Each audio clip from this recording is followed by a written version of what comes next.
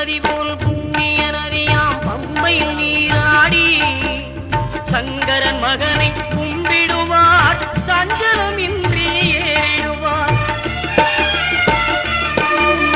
நீலிமலை ஏற்றம் சிவபாலனும் ஏற்றிடுவார். காலமெல்லாம் நமக்கே அருள்காவலனாயிருப்பார். தேகபலம் தா பாதபலம் தா தேகபலம் தா பாதபலம் தா தேகபலம் தாய்